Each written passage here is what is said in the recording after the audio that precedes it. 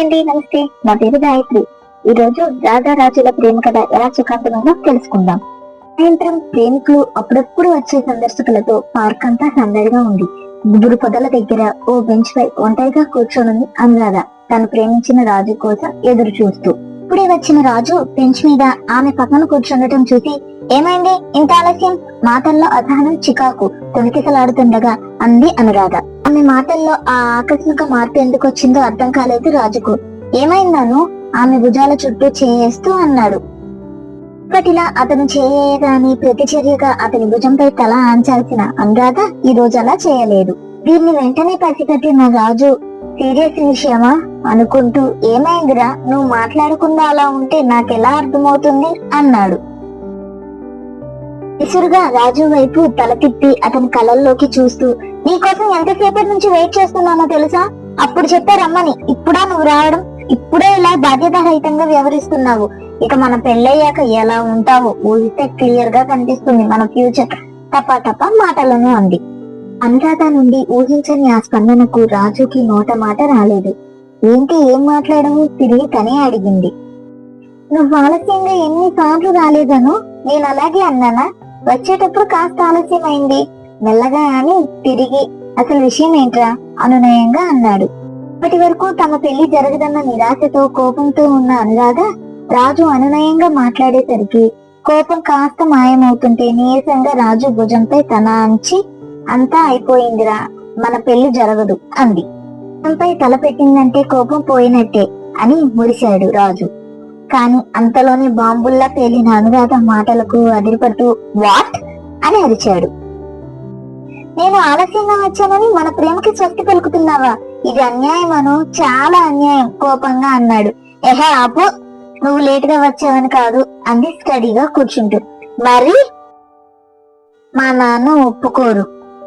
మీ నాన్న ఒప్పుకోరని ముందే నువ్వు అంత గట్టిగా ఎలా చెప్పగలుగుతున్నావు? నీకు తెలుసుగా మన ఇద్దరి కులాలు వేరని. నాన్న ఒప్పుకోరు రాజు.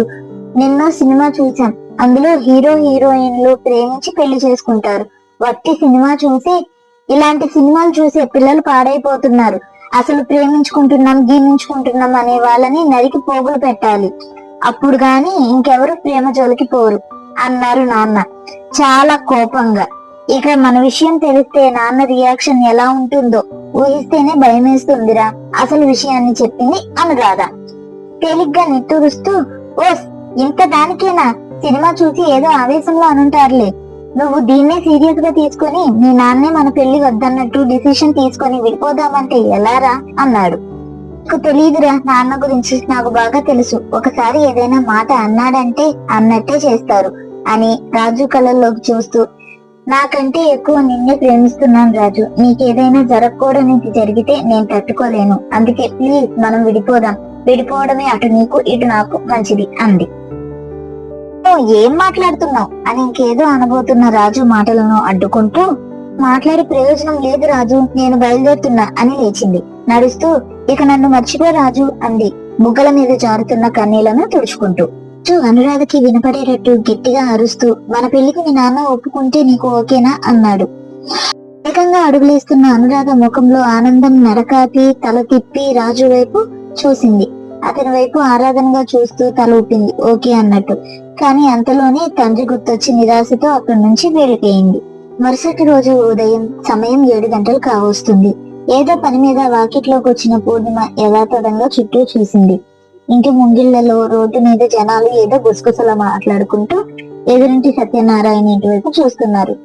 ఏమైందో అర్థం కాలేదు పూర్ణిమకి. పక్కింట్లోకి వెళ్తున్న పని మనిషి లీలా కనపడగానే లీలా అంటూ పిలిచింది. ఏంటమ్మా అంటూ వచ్చింది లీలా. ఏమైంది, వీధిలో జనాలందరూ ఏదో మాట్లాడుకుంటున్నారు చిన్నగా అడిగింది పూర్ణిమ ముక్కు మీద వేలేసుకుంటూ. మీకు తెలీదా అమ్మా, ఎదురింటి సత్యనారాయణ కూతురు వాణి లేదు, ఆ పిల్ల లేచిపోయిందంట అంది. పూర్ణిమ అది వినగానే అవునా అంటూ నోరెళ్ళబెట్టింది. ఎవరినో కులంగాని పిల్లగాన్ని ప్రేమించిందంట. ఇంట్లో చెప్తే తల్లిదండ్రులు ఒప్పుకోలేదట. ఇంకేముంది, తెల్లవారి లేవగానే ఆ పిల్లగానితో లేచిపోయింది చెప్పింది లీల. ఏం మాయరోగం వచ్చింది ఆ పిల్లకి అంటున్న పూర్ణిమ గుమ్మంలోకి అలికి రావడంతో తిరిగి చూసింది. ఎప్పుడొచ్చాడో తెలియదు కాని గుమ్మంలో నిలబడ్డాడు ఆమె భర్త రాధారాం. సరే లీలా, నువ్వు వెళ్ళు అని వెనుతిరిగి భర్త దగ్గరకు వచ్చింది. ఇది విన్నారు అంటూ లీలా చెప్పిందంతా చెప్పి, అంత పని చేసిందంటండి ఆ పిల్ల, లక్షణంగా ఉండేది, చిచ్చి ఇంతకు భర్తదిస్తుందనుకోలేదు అంది భర్తతో. సత్యనారాయణ రాధారాం చిన్ననాటి మిత్రుడు. అంతా విన్న రాధారాం క్షణం కూడా అక్కడ నిలబడలేకపోయాడు. నారాయణ ఇంటికెళ్ళొస్తానుండు అంటూ తక్షణమే అక్కడి నుండి కదిలాడు. లోలోనే గొనుక్కుంటూ ఇంట్లోకి నడిచింది పూర్ణిమ. స్నేహితుడితో మాట్లాడి గుమ్మం దాటుతున్న రాధాంకి అటుగా రోడ్డు మీద మాట్లాడుకుంటూ వెళ్తున్న వారి మాటలు వినపడ్డాయి. కూతురు గురించి గొప్పలు పోయేవాడుగా, చదువులో ఫస్ట్, దాంట్లో ఫస్ట్ అని లేచిపోవడంలో కూడా ఫస్టే అయింది ఈ గల్లీలో అనడం, దాంతో మిగతా వాళ్ళంతా గొల్లున నవ్వడం. రాధారాం వెనకే వచ్చిన సత్యనారాయణ విన్నాడు. వాళ్ళ మాటలు భరించలేక మౌనంగా లోపలికెళ్ళాడు. వాళ్ళన్న మాటలకు అవమానంతో మిత్రుడు ఇంట్లోకి వెళ్లడం చూసి తట్టుకోలేకపోయింది రాధారాం హృదయం. చిచ్చి, ఏం మనుషులు వీళ్ళు! కూతురు చేసిన పని కంటే వీళ్ల మాటలే వాణ్ణి ఎక్కువ కృంగతీస్తున్నాయి. కూతురు చేసిన దానికి తండ్రి తలదించుకోవాల్సిన పరిస్థితి వచ్చింది, కర్మ అనుకుంటూ తమ ఇంటి వైపు బయలుదేరాడు. సోఫాలో కూర్చున్న భర్తతో వెళ్ళారా అడిగింది పూర్ణిమ. అంటూ ఇందాక బయట జరిగింది చెప్పి, తప్పంతా ఆ పిల్లదే, కులంగాన్ని ప్రేమించడమే కాకుండా వాడితో లేచిపోయి చాలా పెద్ద తప్పు చేసింది. తల్లిదండ్రులను బయట ముఖమెత్తుకోనివ్వకుండా తిరగనివ్వకుండా చేసింది. అయినా ఆ పిల్లని అని ఏం లాభం? మాయమాటలు చెప్పి ఆ పిల్లని వలలో వేసుకున్న ఆ వెధవని 4 తన్నాలి ముందు అన్నాడు కోపంగా. అనురాధకి రాజు ఫోన్ చేసి ఇవాళ ఆమె నాన్నతో తమ పెళ్లి గురించి మాట్లాడతానని చెప్పాడు. ఆ ఆనందంలో హాల్లోకి వచ్చిన ఆమెకి ఎదురింటి వాణి విషయంలో తండ్రి అంటున్న మాటలను వినగానే గుండె జారినట్టయింది. సమయం 8:30. బ్రేక్ఫాస్ట్ ముగించి టేబుల్ ముందు నుండి లేస్తుండగా రాధారాం మొబైల్ మోగింది. వాష్ బేసిన్ లో త్వరగా చేయి కడుక్కొని ఫోన్ రిసీవ్ చేశాడు. రాధారాం ముఖం సీరియస్ గా మారడంతో పూర్ణిమ, అనురాధ తినడం ఆపి అతన్నే చూస్తున్నారు. కాల్ కట్ చేసి, పూర్ణిమ నేను వెళ్తున్నా అంటూ వేగంగా గుమ్మం దగ్గరికి వెళ్లి చెప్పులు వేసుకున్నాడు. ఎవరండి ఫోన్ లో అర్థం కాక అడిగింది పూర్ణిమ. సత్యనారాయణ అంటూ క్షణం కూడా ఆలస్యం చేయకుండా అక్కడి నుండి బయలుదేరాడు. తండ్రి వెళ్ళాక ఏమైందమ్మా, నాన్న అలా వెళ్ళాడు అమాయకంగా అడిగింది అనురాధ. ఆ పిల్లని ఎత్తుకెళ్లిన వాడు దొరికినట్టున్నాడు, వాణ్ణి 4 తన్నడానికి వెళ్ళినట్టున్నారు మీ నాన్న, ఆయన స్నేహితులు ఊహించి అంది పూర్ణిమ. ఆ మాట వినగానే అనురాధ గుండెల్లో రైళ్లు పరిగెత్తాయి. ధరతో తింటున్న ఇడ్లీ గొంతులోకి దిగలేదు. గడియారంలో టైం వేగంగా గడిచిపోతుంది. సమయం మధ్యాహ్నం 1:30కు ఇంటికొచ్చాడు రాధారాం. అతను వచ్చే వరకు హాల్లోనే కూర్చొని అనురాధ. సోఫాలో కూర్చుంటూ ఎప్పటి నుంచి ప్రేమిస్తున్నావు రాజుని అన్నాడు రాధారాం అనురాధతో. అతని మాటలు కొరడా జులిపించినట్టుగా తాకాయి అనురాధను. ఉలిక్కిపడింది. ఊహించలేదు తండ్రి నుండి ఆ ప్రశ్న. భర్త గొంతు విని హాల్లోకి వచ్చింది పూర్ణిమ. చెప్పు, ఎంతకాలం నుండి ప్రేమించుకుంటున్నారు గద్దించాడు. ఏం మాట్లాడుతున్నారండి అంది విషయం తెలియని పూర్ణిమ. మన పుత్రికారత్నం రాజు అనే కుర్రాన్ని ప్రేమించిందట, ఎంతకాలం నుండి ప్రేమించుకుంటున్నారని అడుగుతున్నా అన్నాడు. తండ్రి మాటల్లోని కఠినత్వం అనురాధకి తేలిగ్గానే అర్థమైంది.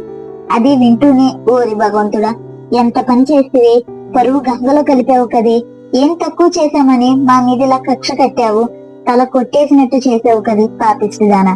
కూతురు నెత్తి మీద టెంగలు పొడిచి ఏడుస్తూ నేల మీద చెట్కలు పడి కూర్చుండిపోయింది పూర్ణిమ. మాటలు రానట్టు బిగుసుకుపోయింది అనురాధ భయంతో. నెల గడిచేలోపు అనురాధకి పెళ్లి చేసి అత్తారింటికి పంపించేశారు రాధారాం, పూర్ణిమలు. రోజు సాయంత్రం ఎప్పట్లానే కాఫీ కప్పు తెచ్చిచ్చి భర్తకి ఎదురుగా కూర్చుంది పూర్ణిమ. ఏం ఆలోచిస్తున్నారండి అంది. ఏం లేదు, అనురాధ గుర్తొచ్చింది అన్నాడు కాఫీ కప్పు పెదాలకు ఆనించుకుని. అది కట్టుకున్న వాడితో సుఖంగా ఉంటే అదే చాలండి అంది కూతుర్ని జ్ఞాపకం చేసుకుంటూ. ఏదో గుర్తు రావడంతో నా డైరీ పెన్ను తీసుకురా అన్నాడు కాఫీ తాగి కప్పును టేబుల్ మీద పెడుతూ. లేచెల్లి తీసుకొచ్చిచ్చింది పూర్ణిమ. దీన్ని అంటుకొని నెల దాటుతుంది అనుకుంటూ డైరీ తెరిచాడు. ఒక్కొక్కటిగా జరిగిన సంఘటనలన్నీ గుర్తొచ్చాయి రాధారాంకి. వాటిని అక్షరాలుగా మలిచి డైరీలో రాయటం మొదలు పెట్టాడు. అందరిలా ఆలోచించే తండ్రిని నేను కూడా, కానీ నా ఆలోచన మారింది అని రాసే కంటే ఓ సంఘటన మార్చింది అని రాయటం కరెక్ట్. వాణి కులంగాని అబ్బాయిని ప్రేమించి లేచిపోయిందని తెలిసినప్పుడు ఆ పిల్ల తల్లిదండ్రులు ఎంత బాధపడ్డారో, బాధతో వాళ్ళని ఎంత దూషించారో కళ్ళారో చూసినా నాకే తెలుసు. కులం మతం అంటూ వీటిని చూస్తూ కని పెంచిన పిల్లలను వదుకోవడానికి కూడా సిద్ధపడి వాణి ఆమె ప్రేమించిన అబ్బాయి తల్లిదండ్రులకి ఆ రోజు కాల్ వచ్చింది. ఆ ప్రేమ జంట విషం తాగి ఆత్మహత్యకు పాల్పడిందని, ప్రస్తుతం వాళ్ళు ఆసుపత్రిలో ఉన్నారని.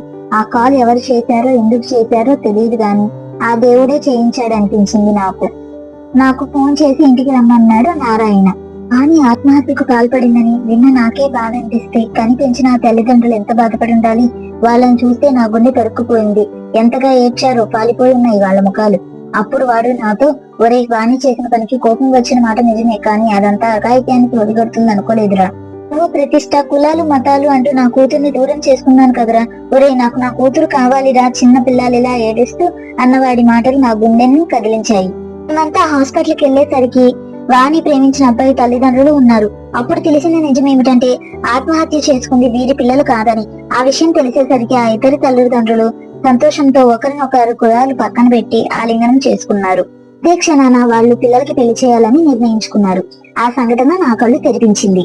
అయినా ఏ మతమైనా బతుకుంటేనే కదా అవన్నీ ఉండేది. చనిపోయాక అసలు ఆత్మ ఉంటుందో లేదో కూడా తెలియదు. ఒకవేళ ఆత్మ ఉన్నా అది ఎక్కడికి వెళ్తుందో కూడా ఎవరికీ తెలియదు. అలాంటప్పుడు బతుకున్నప్పుడు వీటన్నిటిని ఎందుకు పట్టించుకోవాలి? ప్రతి ఒక్కరిని నాలాంటి మనిషి అన్న భావనతో ఎందుకు చూడకూడదు? కలెక్టగానే మానవ జన్మకి అర్థమేంటో నాకు అర్థమైంది. అదేంటంటే కులాలు మతాలు ముఖ్యం కాదని, ప్రతి మనిషిలో ఉండే మంచి చెడులే ముఖ్యమని తెలుసుకున్నాను. అంతేకాదు, ఇది వరకు నేను యువతి ఒకళ్ళ ప్రేమ పెళ్లిళ్లను ద్వేషించేవాడిని. అది తప్పని తెలుసుకున్నాను. ప్రేమకి కులాలతో మతాలతో పని లేదు, అది మనసుతో మాత్రమే ముడిపడి ఉన్నది. హాస్పిటల్ నుండి నేను ఇంటికి బయలుదేరి వస్తుండగా దారిలో పరిచయం లేని ఓ అబ్బాయి కలిశాడు. తనకు తాను పరిచయం చేసుకుని అతను నా కూతురు, ఇద్దరు ప్రేమించుకుంటున్నామని చెప్పాడు. ఇది విన్న నేను క్షణకాలం పాటు అప్పటి వరకు జరిగిందంతా ఆలోచనంతా మర్చిపోయి ఆవేశానికి లోనయ్యా. కానీ అంతలోనే తేరుకున్నా సత్యనారాయణ చేసిన తప్పు నేను చేయకూడదని నిర్ణయానికి వచ్చా. మనం పెట్టుకున్న ఈ కులమతాలకి నా కూతుర్ని బలి చేయదలుచుకోలేదు. అందుకే ఆ అబ్బాయి గురించి అన్ని తెలుసుకున్న తర్వాత నా కూతురికి తగిన వరుడని నిర్ధారించుకుని వాళ్ళిద్దరికి పెళ్లి జరిపించాము. రాయడం ముగించి డైరీ మూసాడు. కానీ టేబుల్ మీద ఉన్న అనురాధరాజులు చిరునవ్వులు చిందిస్తున్న ఫోటో తీసుకుని చూశాడు. రాధారాజుల కథ సుఖాంతమైంది. వచ్చే వారం మరో కొత్త కథతో మిమ్మల్ని కలుస్తాను. ఈ కథ మీకు నచ్చితే దయచేసి సబ్స్క్రైబ్ చేసుకోండి.